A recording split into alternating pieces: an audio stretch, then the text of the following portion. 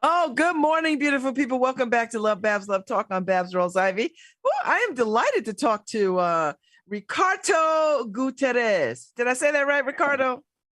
Yeah, you said very good.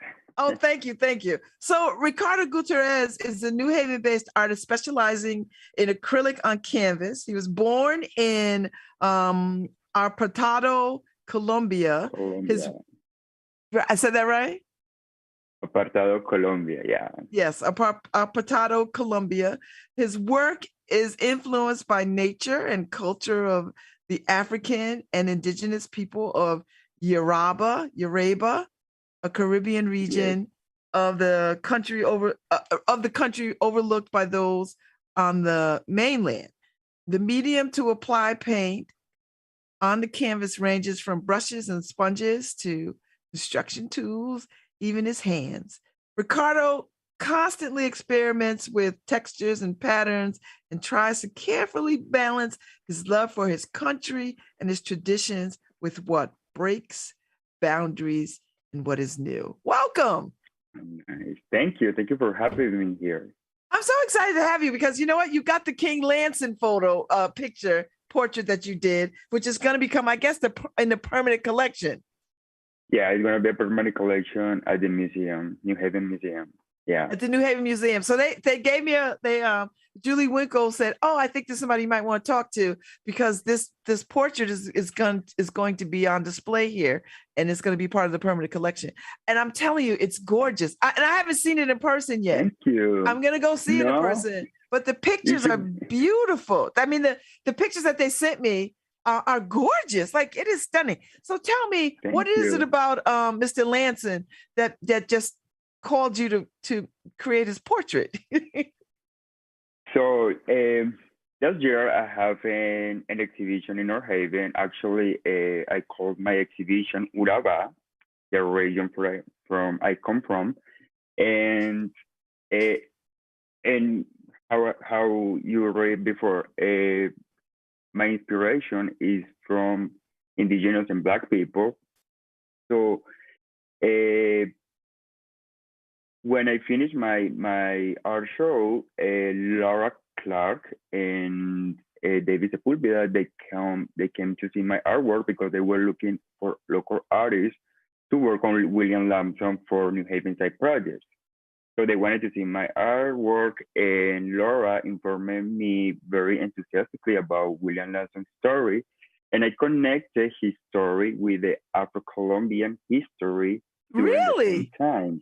Yeah, it was in the same, actually it was a coincidence that I found when I was researching about William Lamson. When William Lamson died, the same year in 1851, the slavery in Colombia ended. Was a very nice coincidence that I found. So when they told me I was one of the local artists, I was selected to work on this project. They sent me some information, and the only visual reference that I have to work with was the statue of William Lamson by Yale.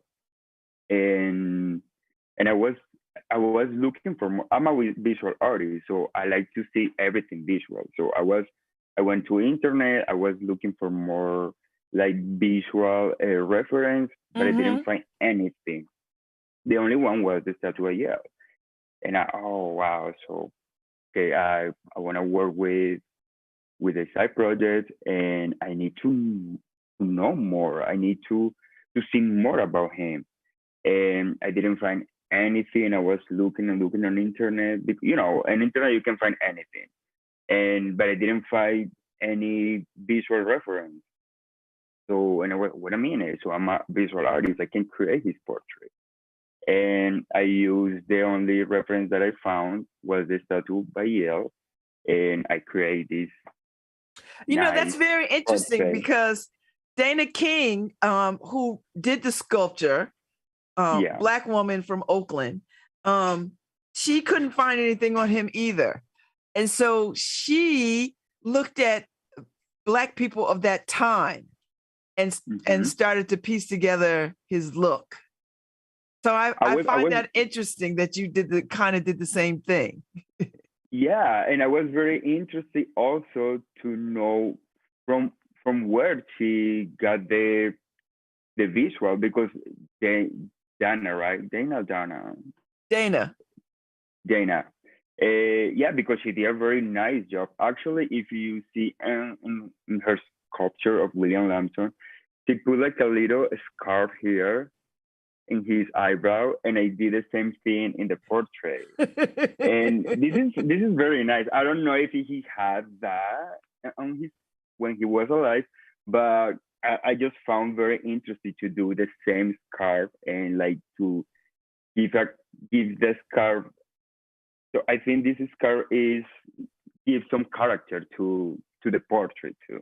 Yes. And it would make sense because he was a man that worked with his hands. He was a very physical man, for by all accounts. So it would make sense that he would, have a scar on his head or, be a little more Yeah, rugged and athletic. yeah, he was a builder. He was, yeah, he built a lot of things. He did a lot for his community on that time, and that caught my attention too because when I read about his story, uh, I found out so interesting to work with creating him. Um, that's why if you see the portrait, when you're going to see the portrait, you're gonna see some details that I add in this particular portrait, like the long wharf. He wore Yes. this the extension of the long wharf, the Farmington Canal. I put also the steamboat. And one of the sad things that happened to him when he went to Yale, I don't know if I mean, you can see it here. So I put on front of him like a mugshot placard Yes. representing his time in jail. And it says King Lanson, how they used to call him. Oh, that's a nice little bit of information. I love that you included all the things. Like you didn't just put him in front of a tree. Like you Yeah, painted this. You gave his story with behind yeah. him, which I love. Yes, and I wanted also to contribute with something this to his legacy because now knowing that New Haven is working to keep his legacy alive, so it's nice to contribute with something. And I'm so happy the museum accepts this gift, and yes, and it's gonna be for the history, and it's gonna educate people. And when people are interested to look more about William Lambson, they're gonna see more visual reference from him. Hmm. For So him. when did you start working on the project? From the time that they said, "Hey, Ricardo, we want you to do this," how long did it take? Okay, that happened last year in September, at the end of September. So I start the next day because Oh, when yeah, the next day when I talked to them, I just got so much involved with him. When I start working on a project, I just get so excited and I just wanna all my attention to that.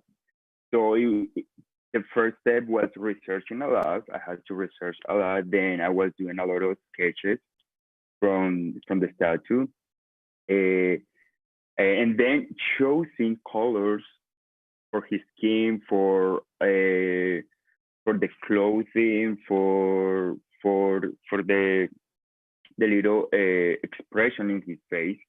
I was choosing some colors. It took a lot. So I finished this portrait in February this year, mm. February 2022. Yeah. So all right. So is this your first portrait of this magnitude? Yeah, it is. No, I have been doing other portraits, but they were only inspiration for all for my for from where I come from.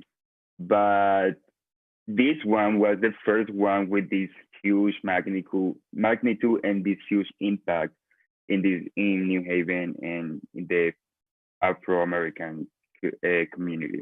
Wow.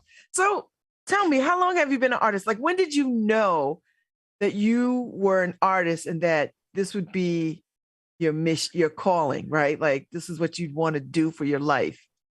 I knew that when I was 7 years old. 7 years old. And so what happened? How did you know? Were you in school and the teacher said, "Hey, Ricardo, you're very talented"? So I remember that my mom, she used to be mad at me because I didn't take notes when I was in classes. The only thing that I was doing when I was in class, I was drawing. All the time I was drawing animals, people, and I was doing also a lot of cartoons too. That's how I start working with that. And my dad is an artist too. So I grew up with paintings, with colors, with brushes, with pencils, with all those things that influenced a lot on me. Oh, I love that. Okay, so you come up through school and Yeah. and you go, do you go to an art like, where do you go to college, or do you go to college? Yeah, I went to Trick College, and I am a digital graphic designer from TESDE in Colombia, Medellin, Colombia. Also, I did a marketing and advertisement to another college, and my professional career is visual art from Medellin, Bellas Artes, Fine Arts Medellin. Oh, okay. And also, I went to Argentina to do some courses in Palermo University. And yes, I have been working as an artist, working since I turned 19, Hmm. making art. I'm a photographer also, and I like to create also digital stuff. Now, digital is a big deal right now, and I'm learning about the what is these what are they, NFTs or whatever they are? NFTs, yeah, Yes. NFTs. Actually, I start with my manager Martha an NFTs project, and we are creating two characters. Actually, they're two black girls. It's two black, yeah. And we just starting creating these two black girls. They're beautiful. We wanna like showing how the new young people look like, the fashion, because we love also that part of fashion, and we wanna create. We are creating and working on make NFTs, but now because I've been very busy working also with William Lamson and other paintings that I've been working with, it's taking a little time to create more NFTs. But yeah, the project's still there, and I already create a lot. I just need to publish them, but we already have a lot of NFTs already designed. Oh, I love it. So who influences you, Ricardo? I mean, I know your dad is your dad is an artist, but who outside of Mm-hmm. your dad, who else influences you? And whose work do you like these days? Uh, Influenced me a lot. My culture. Uh, I come from for a very multicultural culture. I grew up in a huge Afro-Colombian community, the indigenous communities too. The way that they dress, the colors that they use, the patterns that they use influence and inspire me a lot. Actually, in all my paintings, I call something the molas. Molas is a pattern that I create from indigenous people. So they have their own pattern, but I create my own style of molas. Okay. And if we so last year in my art exhibition, actually a lot of people they were like, oh my god, I love those patterns. And inside those patterns, I also put my signature in there. So you have to see very well to find my signature, and that creates some interaction with my art with other people. Actually, in my exhibition last year, I was listening to people when they say, "Oh my God, I found his signature here. Do you find it on that one?" Even little kids, they were saying that, and they were taking pictures only to my signature. And and William Lance's portrait, I did the same thing because I had to put something from me, and I did. I don't know. So you have to see it. You have to go to the museum and see it. Don't tell me where it is. I want to find it. Like I want. And That's gonna be part of and the excitement. yeah, and I put those patterns from Uraba, the molas, and actually Lucy. I don't know if you know her, the reporter from New Haven Art Council. Oh, I know Lucy Gilman very well. Yeah, she's so nice. I married her. Oh. I married her and her husband. I married them. She's So yes, beautiful. I know them well. And when she was doing me the interview for William Lance's portrait, she just looked at the parents and she, oh my God, Ricardo, you put your parents on William Lance's portrait. That's so amazing. And she saw my signature very high because I didn't want it to show too much my signature. I just want to hide it a little bit because in this portrait, the William Lampson is the first thing that I want people to see. And yeah, and those kind of things, the culture, the community, the Afro community, inspire me a lot. And I remember like 5 years ago, I was working for a company in Colombia, and they sent me to take some pictures in Chocó, Colombia. This is like a state in the Pacific, the Colombian Pacific. And my experience there was amazing. And when I say it was amazing, because only there in that area in Colombia is only, how do you say that? Afro-Colombians only live in that area. It's all Afro-Colombians. And the way that they treat me, they were very nice. Actually, I wanted to show you this. This is Tutumo. So I brought this from Colombia. I wanted to show this in my art show last year. And because they use this as a tool there. And they use it to take a shower. They use it to eat. They use it to also to protect their. And this is a fruit. This is a fruit they just cut it in half, and they take everything out from there. And to me, this is what it was amazing. And eating in this bowl was, I don't know, it touched something inside me. I love nature. And yeah, so I've been in this working always with the Afro-Colombians, with indigenous, and my inspiration comes from them. Oh, And I love it. And I'm part also Afro-Colombian, and I'm part indigenous too.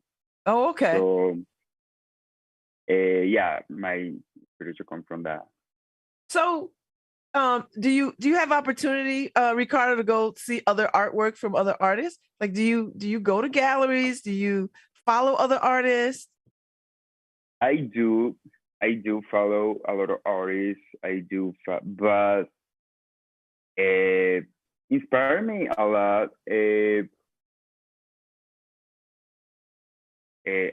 forgot his name. I'm sorry. That's all right. Listen, I'm way older than you, and that happens to me all the time. Yeah, like so many names that I have to remember. But the most artist that inspired me was my dad. Was my dad. He also actually had some pieces of him in my art show last year, and I learned from him. And I think, yeah, he's my my first one, my art, the artist that I follow more. But there's another artist in Colombia, but it's other kind of art that they do. I love texture, and when you have the opportunity and you want to see some of my art, let me know. I can show you some. And you want to see a lot of textures in my art. And yes, the other Dana King, I like all the sculptures that she does, and it's not the other artists that I like. They're from Medellin, Colombia, and probably you don't know them. One of them is Juan Camilo. He makes a beautiful, colorful paintings in Guatapé, Colombia, and another one is not only paintings that I follow. There's also graphic designers that I follow. This one is Paloma. She was my mentor in Medellin, Colombia. I love her artwork. She's more into fashion, and I love that from Paloma. And yeah, and my dad, he's the number one. So Ricardo, what brought you to New Haven? Like, how did you get here? Okay, I was working in Colombia, and I met a businessman. He was working here in a Colombian company, and he offered me to work here in Connecticut. So when I came here, I came to New Haven, and the first day when I got here, I remember that I get out from the train. The sky was beautiful, and oh my God, this sky is gorgeous.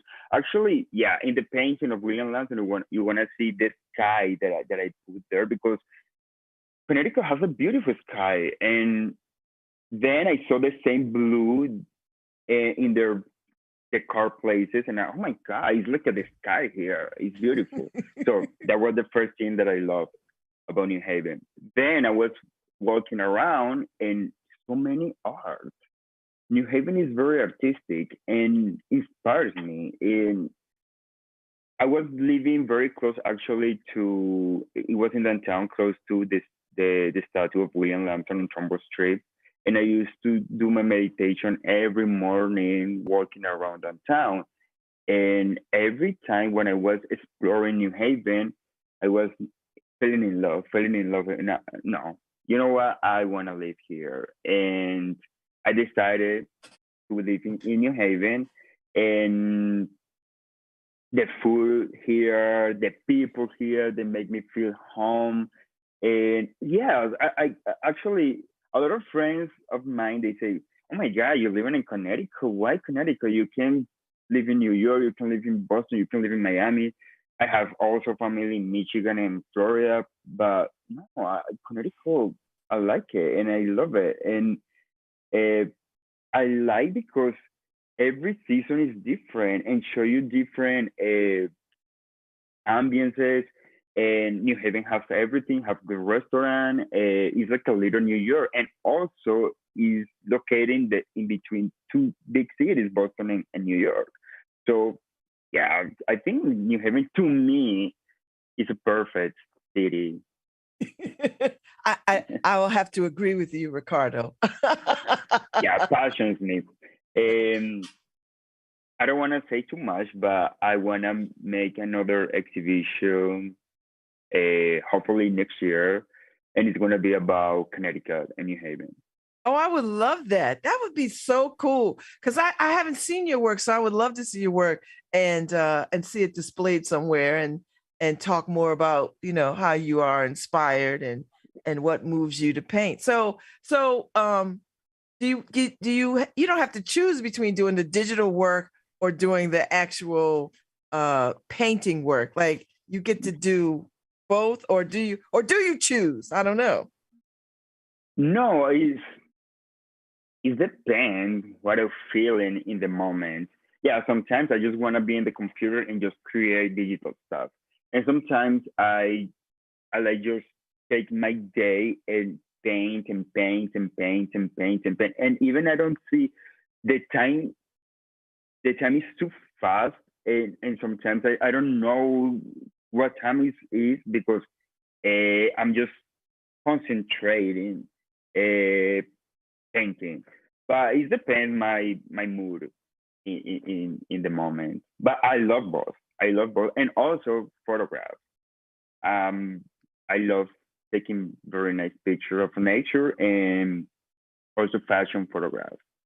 So you are an artist all the way around. Like you like visual, very, very visual. Yes, very visual artist.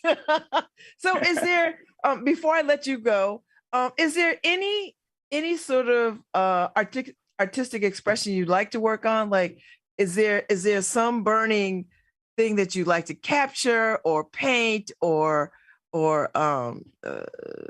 know more about? Like what would inspire you to do the next thing? Now I am doing some experiments. I'm experimenting with paintings now. I'm working on I'm working on abstract stuff right now. The thing that I love always to paint. I'm a gay person, but I love body woman. I love painting that, and every time when I start painting, I just finish it always making a body woman, and I think it's perfect. I think it's beautiful and it's very delicate, and I like that. Oh, I love it. I am so glad I got a chance to talk to you, Ricardo. I've enjoyed this very much. Sure. And I can't wait to go see the portrait hanging at the New Haven Museum, so people will know where it is on Whitney Avenue. Whitney Avenue. So go to their website, and people who are listening, go to their website, see the hours, and then make your way over to the museum so you can see this beautiful portrait, which I'm going to try to do. If I don't do it today, definitely tomorrow. Yeah, and I already have your email, and yeah, we can meet sometimes, and I can show you some of my pieces. Oh, I would love that. Are you on Instagram, Ricardo? Are you up before you go? Yes. I'm on Instagram. Okay. As Ricardo. It's up. Yeah, let me say letter by letter. R. Okay. I. A. C. Sorry. A-R-T. Design. Oh, okay. Ricard Design. Ricard Design. Yeah. Okay. All right. I'm gonna find you. I'm gonna follow you. I want to follow you back. Yes, you'll follow me back. So thank you so much, Ricardo. Thank you so much. No, thank you for having me here. And I hope, and I want to wait for, you wait for my invitation, and I want to show you all my art. Yes, I love it. I love it. And I'm gonna snap a picture of me at your portrait, and then I'll put it on the gram. Thank you. Thank you so much. Enjoy the rest of your day, and I hope I see you soon. You too. Bye. All right. Thank you. Thank you. All right, Harry Droz, that's a wrap. So we are on our way out. Ricardo is logging off, and I'm going off, and I shall see y'all soon. Harry, anybody out there listening?